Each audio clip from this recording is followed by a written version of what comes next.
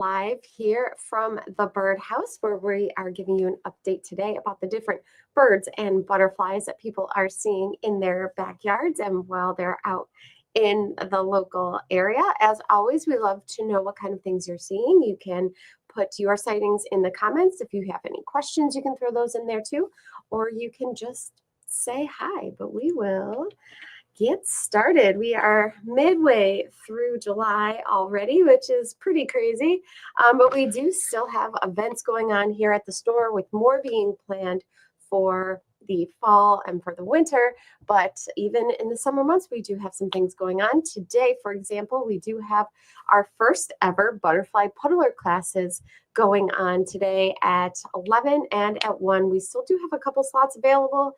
If you wanted to jump in, you probably could. Just give us a call and we'll make sure that we've got space for you. Those classes are $25 a piece and you'll leave with a made butterfly puddler. So we've got that going on today.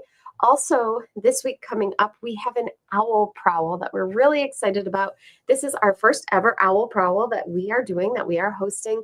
We're going to have that at Whitehaven Park. This is going to be Thursday night from 8 till 9:30. We'll be doing a brief presentation and then we'll be going out and looking and listening for different owls. We'll be listening for things like screech owl, like this picture here. We have both the red morph and gray morph eastern screech owls, so we will be listening for them. We know they have them at Whitehaven.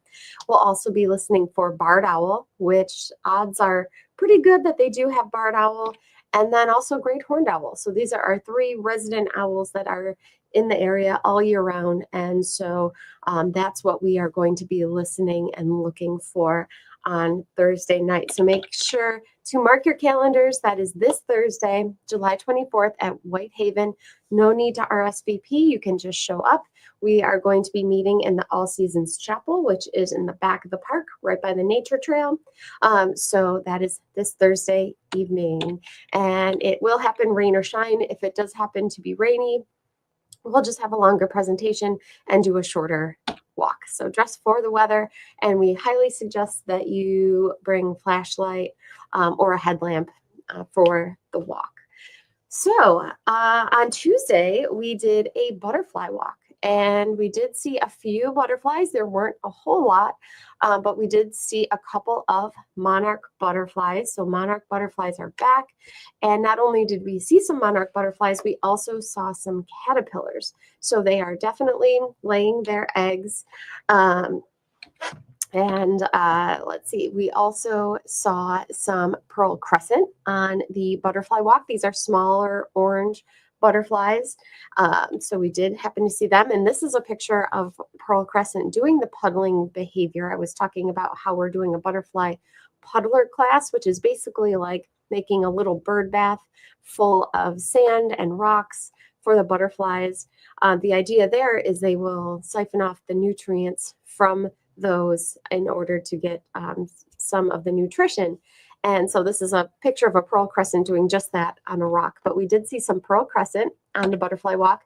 We also saw a wonderful silver spotted skipper, which was great. We got some really good looks at that. We also saw some sulfurs flying around. Most likely we saw both of these. They were pretty fast, so it was a little tough to tell. But the clouded and cloudless sulfur, the clouded sulfur being the one with the black on the edges of its wings. So both of those were out. We saw some cabbage white butterflies as well. So they're quite common. You probably get those in your backyard. We also came across some common wood nymph. So we did get to see some different butterfly diversity out there. If you do have milkweed in your backyard, definitely check it right now. Like I mentioned, we did see some monarch butterflies on our butterfly walk on Tuesday, but then also we were finding eggs and caterpillars on the milkweed. So the monarchs are definitely making their way back into the area, migrating back in, and they are laying their eggs on the underside of the leaves of these common milkweeds. So if you've got any in your yard, check it out. You might just happen upon some eggs and some little caterpillars. Also, they'll lay their eggs on orange milkweed, or also known as butterfly weed, and swamp milkweed, although Seems like common milkweed seems to be the thing that they prefer the most if they have the option, but they'll also lay their eggs on the orange milkweed and the swamp milkweed.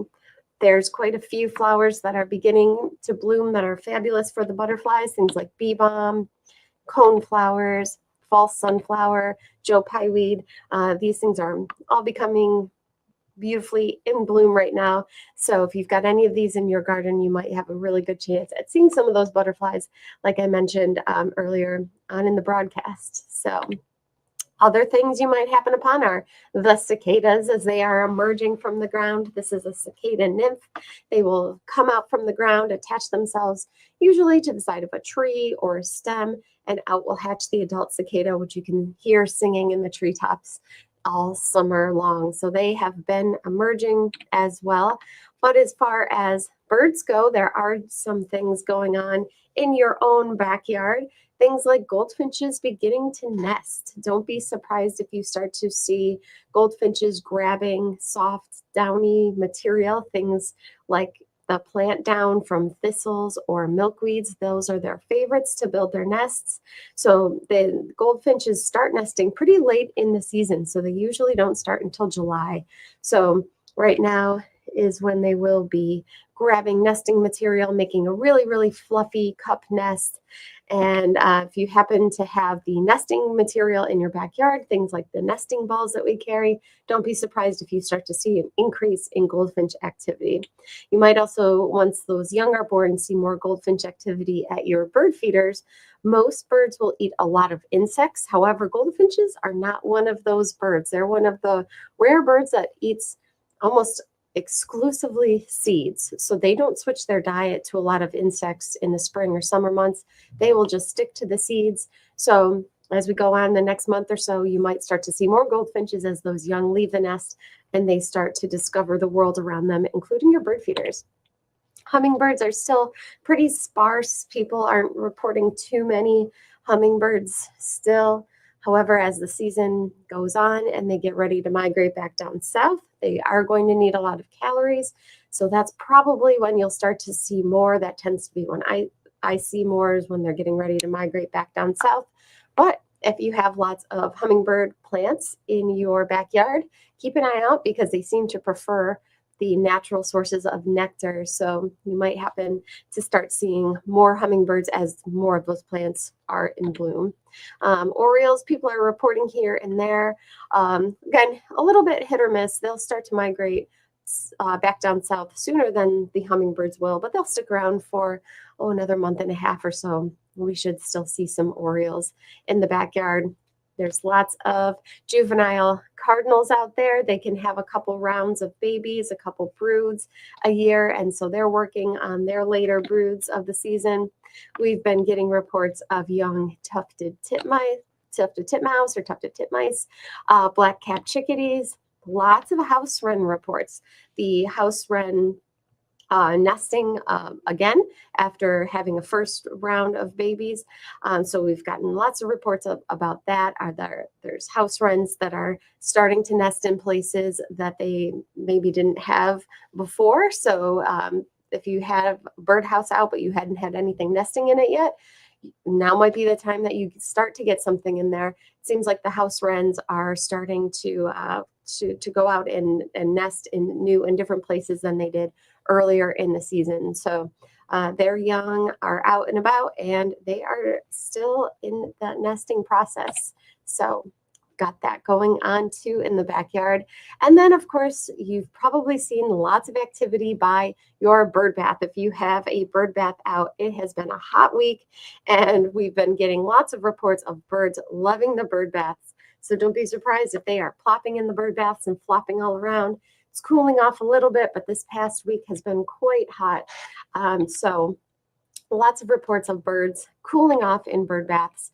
And we do have we have got lots of bird baths in stock. We also have these hanging bird baths that are hanging waterers that will hold water and then filter the water down into these little trays. These are great. You can hang them anywhere. Super simple to use.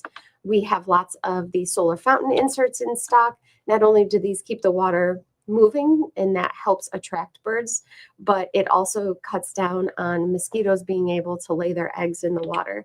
Same as water wigglers. Water wigglers have a little propeller on the bottom of them, which spins around. These are battery operated or solar powered. We have both types, and they'll make little ripples in the water, and that will make it so the mosquitoes can't lay their eggs in your bird bath also. So we've got all of that. And we have things like bird bath protector and the bird bath brushes to keep your bird bath clean. We just got a new delivery of both of these in yesterday. And the enzymes you put a little bit in your bird bath, and that'll help break down some of the algae and stuff that gets in there. It's all safe and natural for the birds. And then we also have some really good brushes to give your bird bath a scrub if you are looking to keep it clean and clean it out. So that was my quick update for today. Lots of not only butterfly activity, there's lots of insect activity out there. So if you're out in your garden, definitely snap some photos and send them in to us. We'll be back soon with a new broadcast. And until then, have a wonderful weekend, and we'll talk to you soon. Bye-bye.